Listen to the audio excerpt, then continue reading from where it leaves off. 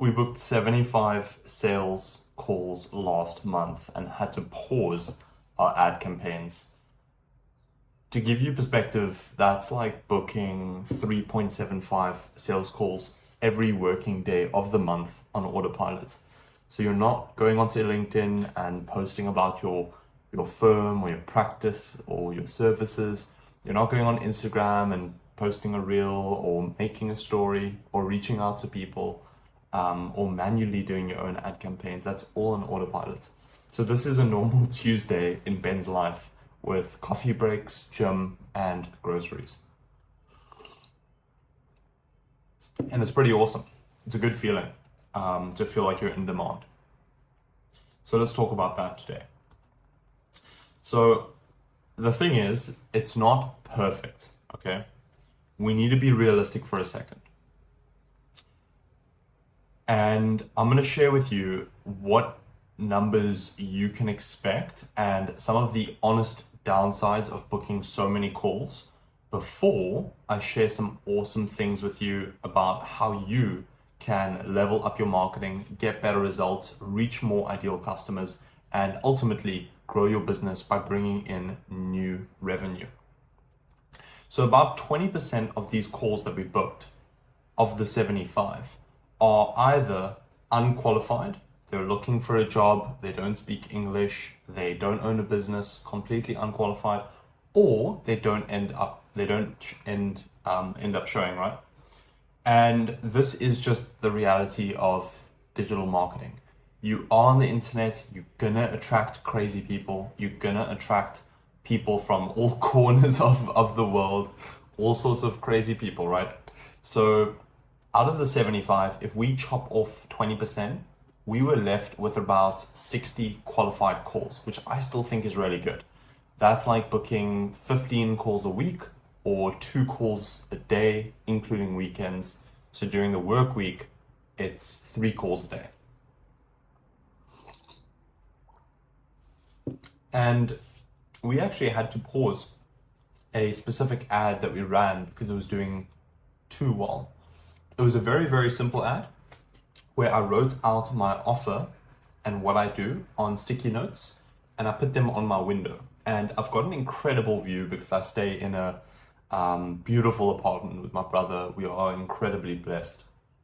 And I wrote, out who I help, what I do, how it works, the results that it gets, and how you can apply to work with me. And I put that on sticky notes on a glass pane. And that ad was booking us so many calls that we reached capacity pretty quickly.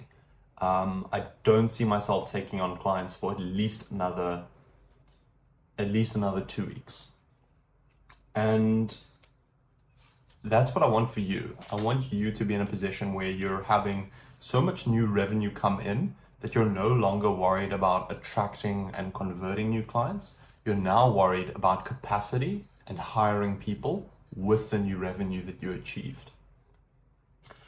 And we use this strategy, okay, to book 24 appointments for our active clients yesterday. So not 24 in a week, not 24 in a month. This was yesterday. We booked 24. And look, it's frightening for me because I see my card, obviously if I'm spending on ads for my clients, the card is getting hit. It's like bing, bing, bing, bing.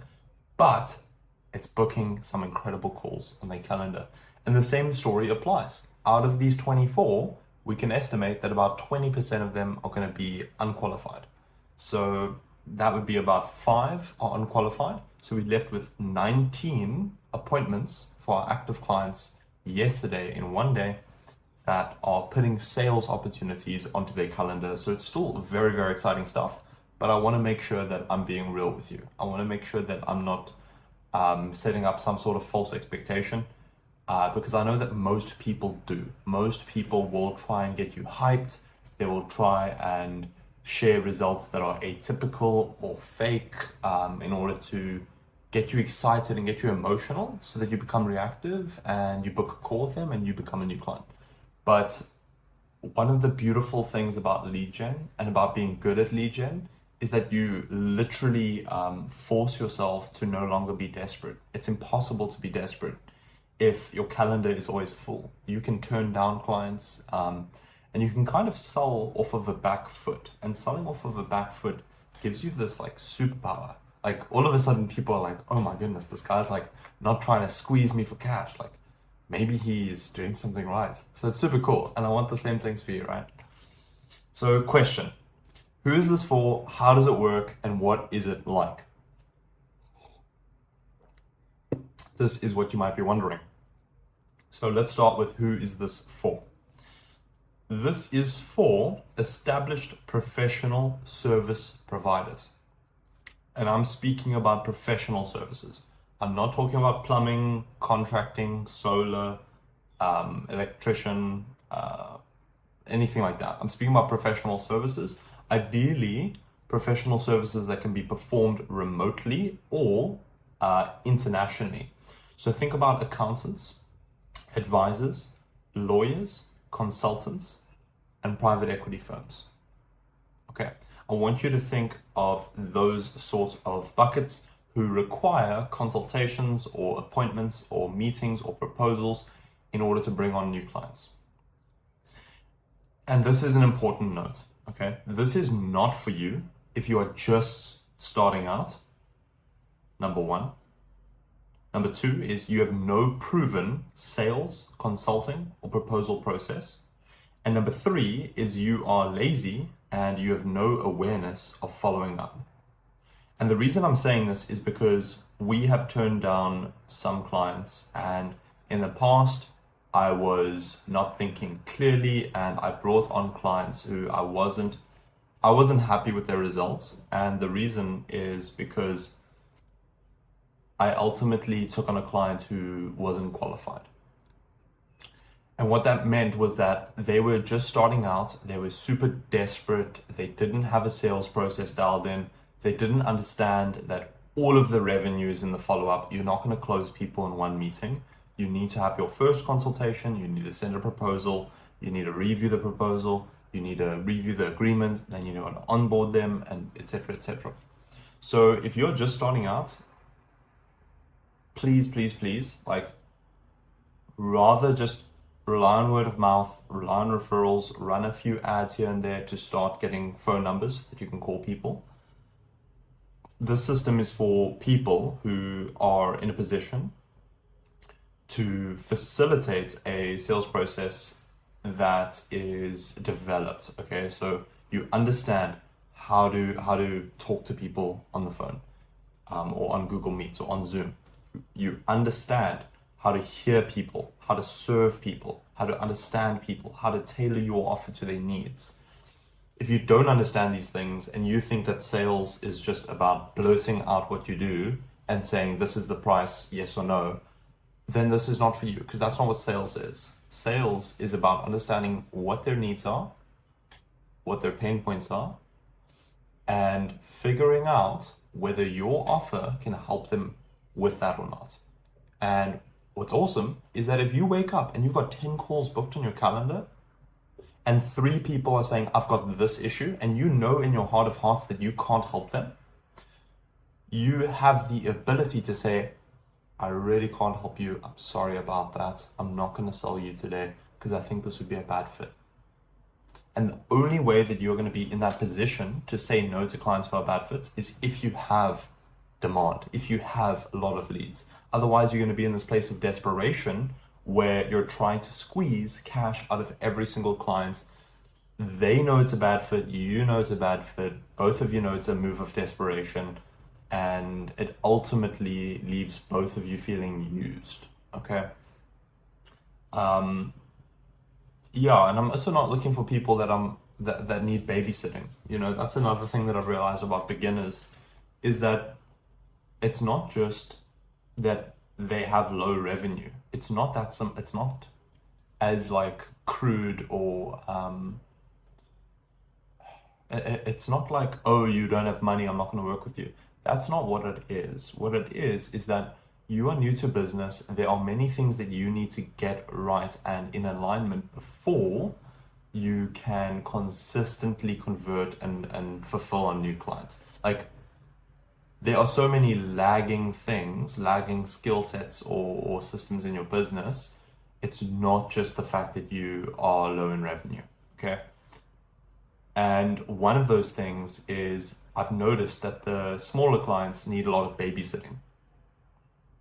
They need a lot of babysitting, and it can steal a lot of time from you.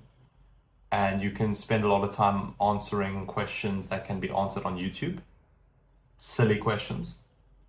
And I'm sorry if you're one of my clients, but like, come on, I've been asked the most ridiculous things. I've been asked like, how do I add an event to my Google Calendar? How do I block off a date on my Google Calendar?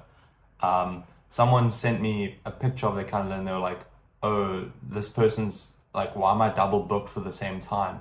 And then I literally screenshotted the picture, sent it to them and said, hey, one person's booked on Thursday at 11 and one person's booked on Friday at 11. Like, they're different dates. So if you're a beginner, please do not reach out to me. like, like that's the 20% of people that I've just started saying no to, you know, because it is ultimately a waste of time. You need to work on yourself. And I'm actually going to be posting a little bit of a video soon on a beginner that I helped. Her name was Eden. She was just starting out. She started her business 3 months ago. And we had an awesome call. But literally 5 minutes into the call, I said, Eden, I'm going to be blunt with you. I'm too expensive and I'm not going to get you results because you're just starting out. You don't have any proven sales process. So marketing only works if you have a proven sales process. That's what I've realized. Like, that's been my core lesson. So I'm going to share with you guys a video in the near future with Eden where we actually spoke about her not being a good fit, but I gave her a ton of suggestions and advice for her to go and implement so that she, just starting out, can go and get results in the next 3 months or less. So how does this work, right?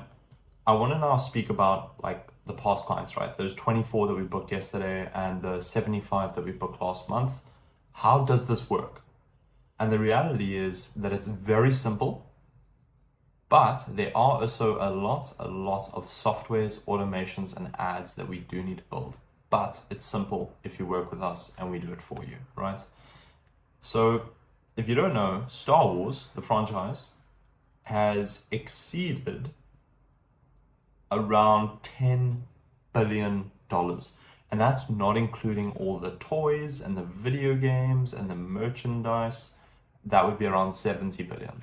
But the films themselves have done about 10 billion, right? And all it is a story. And what I've been learning with marketing is that people love, they crave, they rave about stories. And if you are not telling stories in your marketing, you are boring your customers to death. You are killing them, you're cutting them at the legs. And we're going to be sharing a little bit of an example, right? So this boringness that you're putting onto your clients by not telling stories, we call this lame LinkedIn, or LinkedIn lame, or LinkedIn lunatic. These are people who say, this is what I do. This is my certification. This is my qualification. These are my services. Instead of the powerful people who say, this is what I can do for you. The LinkedIn people are basically standing there with their medals and their certificates trying to see who is the shiniest person. Whereas the people that actually produce wholesome wealth for themselves, who customers love working with and they get their customers results, specifically in the professional services industry, those are the people that focus on customer service rather than qualification and certification. The people who focus on their customers and getting them results. So they think through the lens of their customer's mind and they ask themselves, okay, if a customer wants to work with me, they're going to be asking themselves, what's in it for me? And I need to be able to answer that question. So let's play a quick game to demonstrate this, right? Very important that we use a little bit of a story to kind of demonstrate what the actual point is here of this LinkedIn lane.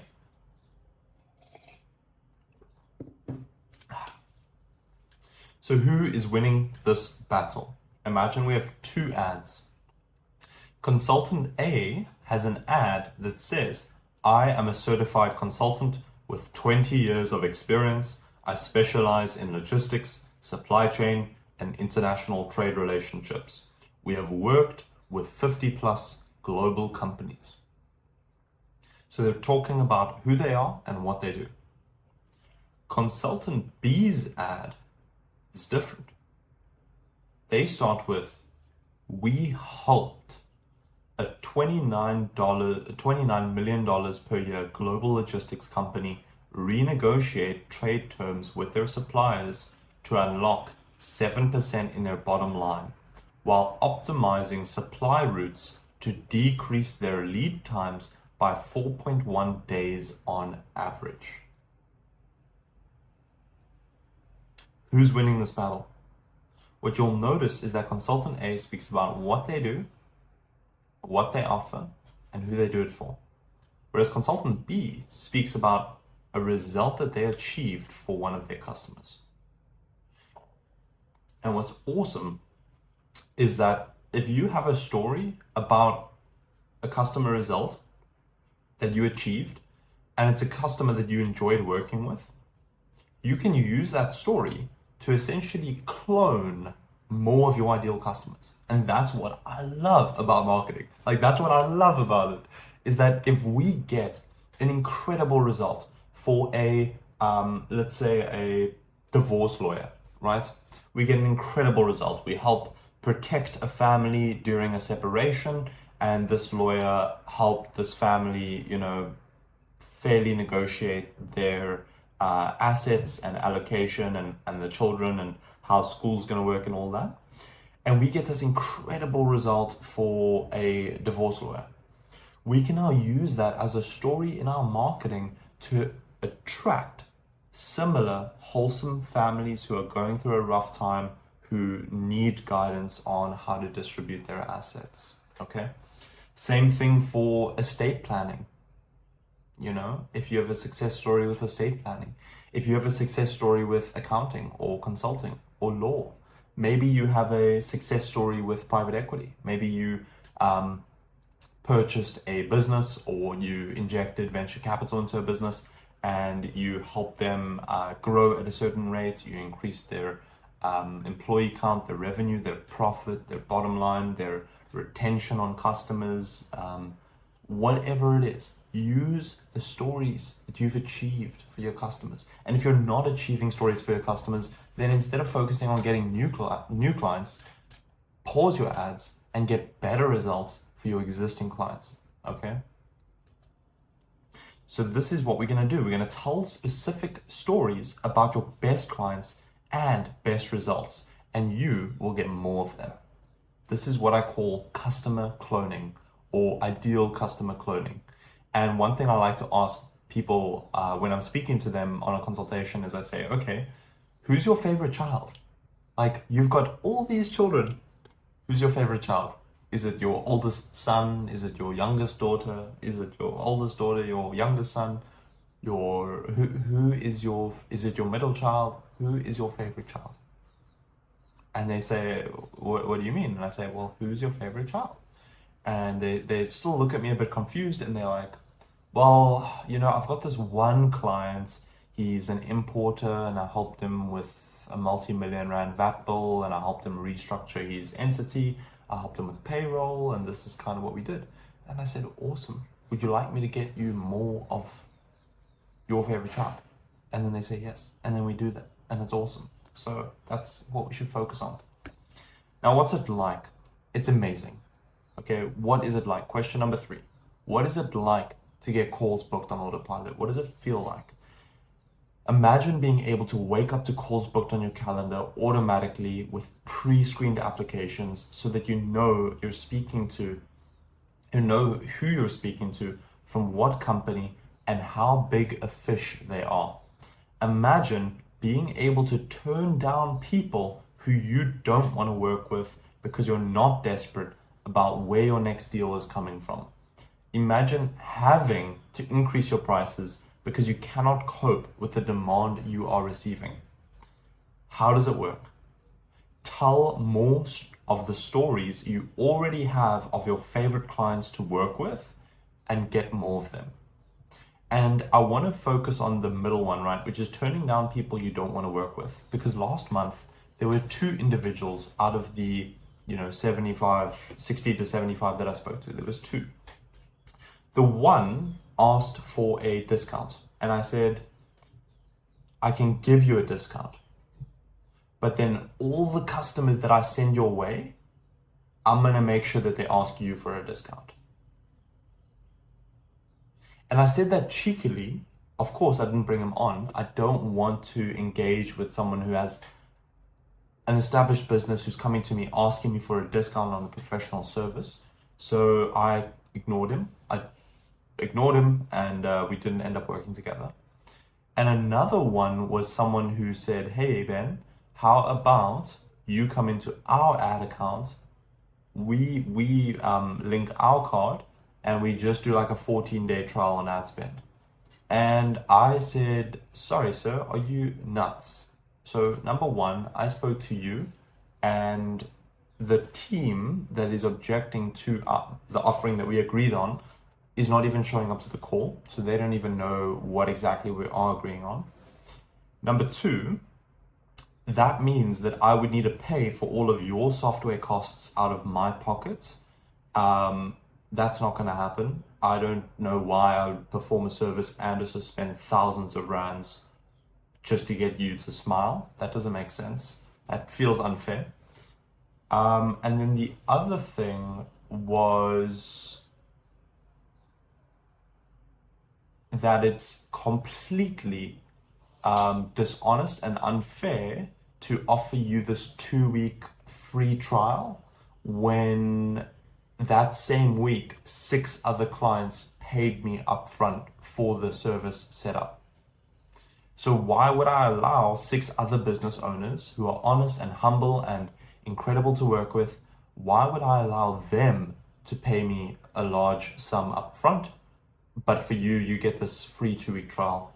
Like, hell no, that's not happening. And look, if I didn't have those 6 other people and I was desperate because I didn't know how to book calls, I didn't know how to market my business, I might have said yes. And I might have ended up getting married to a demon. And I don't want you to get married to a demon, okay? I want you to have so many beautiful young ladies that you get to honestly choose who you want to spend your life with, okay?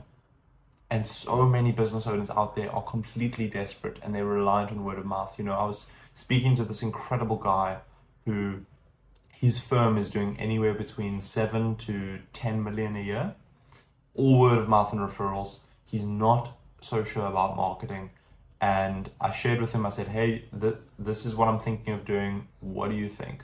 After spending 30 minutes just hearing him out, understanding where he is and where he wants to be. And he's joining us next week, Tuesday. I need to actually send him a proposal today. And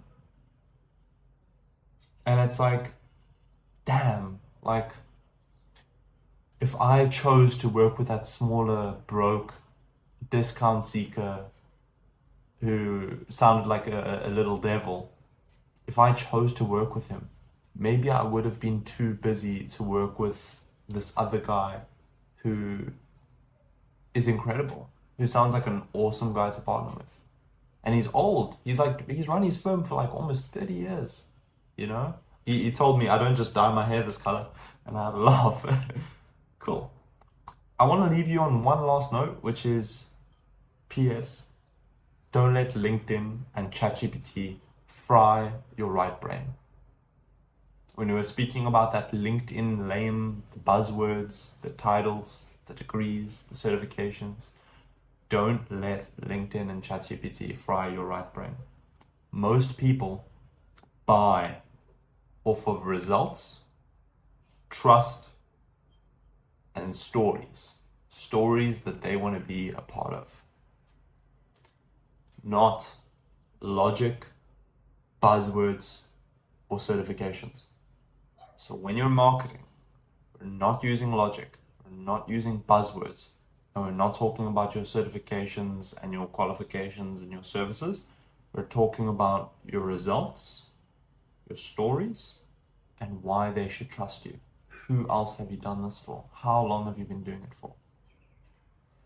And when you're copywriting, try to get as specific as possible. You know, like for example, I could have said, oh, we book 20 to 30 calls a day. You know, instead I said, yesterday we booked 24 calls. So I want you to get as specific as possible in your copywriting. The same as this example here. Unlock 7% in their bottom line and decrease their lead time to about 4.1 days on average. Okay. The more specific it is, the more granular and more vivid a picture you conjure up in your customer's mind. So the more specific, like the more detail you add to that picture in their mind. But anyways, thank you so much. It's been great speaking with you today. I'm gonna do my best to post every single day for like this month. I'm gonna see what I can do. I'm busy, but I'm gonna see what I can do. And we are working on some very exciting things. Some like, yeah, I was speaking to some guys in Canada in the first world, and he's doing pretty good numbers in his business. And we're gonna essentially take some of that technology that he's building and implement it in South Africa, the US, the UK, and Australia, maybe even Canada. And it's very, very exciting stuff. So yeah, looking forward to sharing a bit more on that. It's gonna take me probably another 2 to 4 weeks to build. It's been in development, but it's ultimately gonna be one of the best ways that we can eliminate that 20% of waste in marketing. And it's a very sneaky strategy. So we're gonna be talking about that in the future. But you have a magic day. I've got a full day of calls, and then I'm going off to a church conference, which my best friend invited me to. And funny enough, I wanted to keep it like a guys thing, but then I found out that my girlfriend's, one of like her friends, invited her to the same event without me knowing. So we're all going together, which is pretty cool. And that will be a little bit later. Today is just gonna be some work. So have an incredible day. Thank you for making me a part of your day. It's Ben. And I'm not going to even pitch you. If you want to work with me, there's a link in the description. But we are honestly getting full and full and full. So only apply if you are serious and you actually want to start booking anywhere between, I would say, 5 to 10 consultations per week for your professional service. Take care of yourself, and bye for now.